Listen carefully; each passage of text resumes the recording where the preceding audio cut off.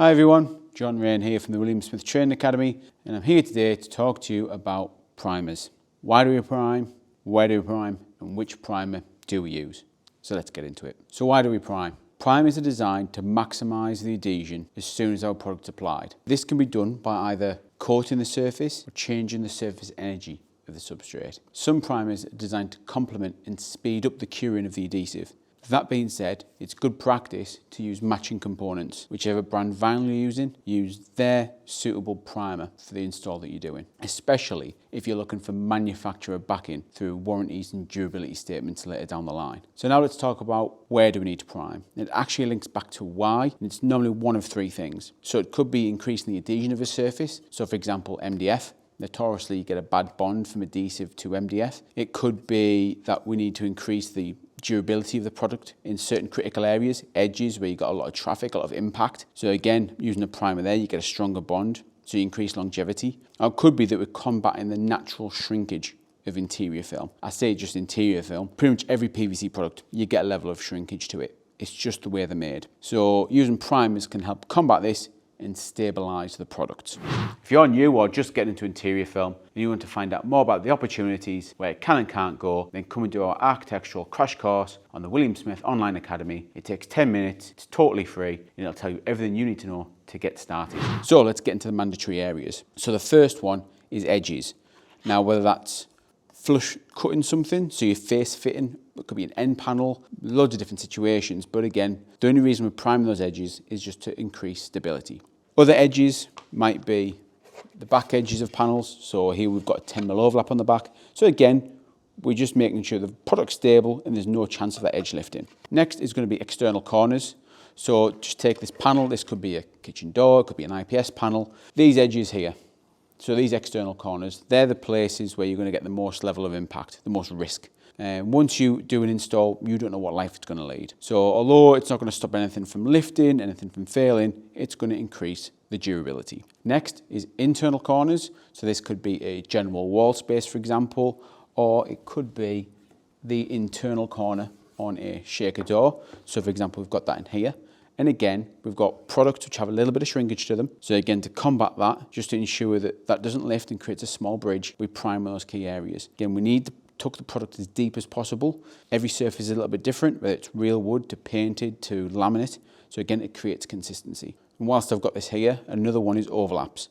So we get overlaps in lots of different shapes and sizes with interior film. We've got very small overlaps on these shaker doors and these recesses. Again, a very important place to prime. Some of those recesses can be quite deep.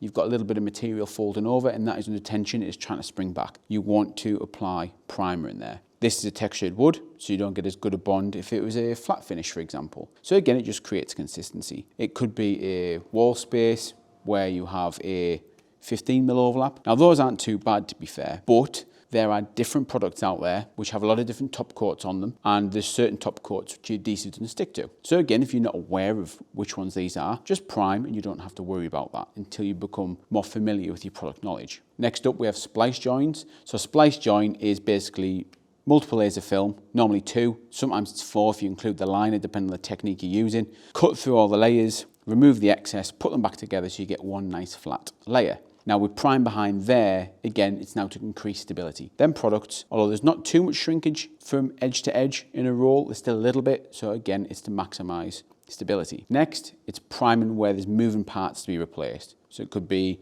a door handle, if it's a door like this, it could be a hinge, a coat hook, a number on a door. So many different options out there, so many different variables. Now what can happen is that if you don't prime that surface and somebody screws that back in and it creates friction and pressure, what will happen, it'll either bunch up immediately or over time that pressure will push the adhesive away and you'll create a little bunch around whatever the object was. So again, priming in those areas is key. Won't happen all the time, but again, priming it will minimise the chance of that happening. And the last place to mention for priming areas is low energy surfaces. So MDF, gypsum board, and then all up to painted walls. So again, these are areas that adhesive doesn't like to bond to. And sometimes you can get in what we call an initial tack. You'll apply it, it'll be held in position, it won't be moving. It looks great, but over time, because that adhesive doesn't want to bond and continue to bond, that product will fall from top to bottom, normally when temperature comes into contact with it.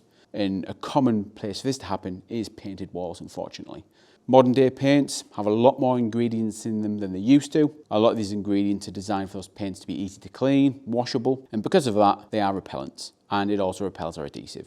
So to check for that, there are certain tests we do to analyse, one, the integrity of the paint, but two, how well the adhesive sticks. And from then we know how to prep it appropriately, or sometimes, depending on how much work needs to be done, have a conversation with the customer, and sometimes, depending on the size of the job, you might need to walk away from it. But at least you have a conversation with the customer, explain why you need to do something, how long it's going to take, what it's going to cost, and all bases are covered. I've seen many a job, unfortunately, where people have gone to install product.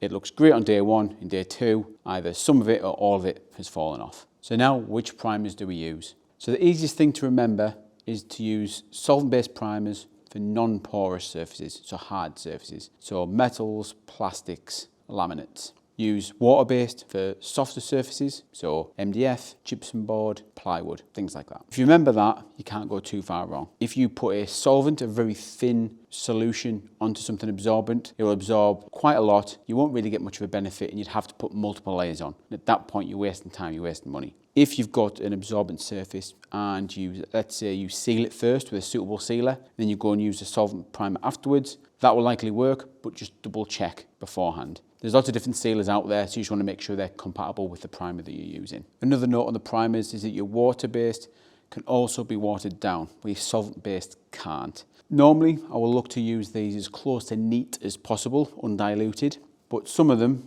for example, the LX primer and this cover style primer, they are very, very thick. And normally I will add at least 1 part water to 2 parts primer just to make it a bit more workable. But always refer back to the manufacturer's guidelines to find out what they recommend. When it comes to applying the primers, there's different ways of doing it. There's not necessarily one right way, there's sometimes wrong ways, but with your solvent-based primers, using swabs, so these are printed cleaning swabs or thick foam swabs, they can be a really good way of doing it. You get plenty of primer on there, you can cover quite big areas. Try not to have too much primer on it, you can get a lot of run marks, sometimes overspill, so sometimes get a little bit of excess before you go on to apply. Then we've got cotton buds, so if you've got to do more smaller, delicate areas, and again, you want to reduce overspill, they can be very useful. For water-based, rollers, brushes, for a very small project, you can use a cloth.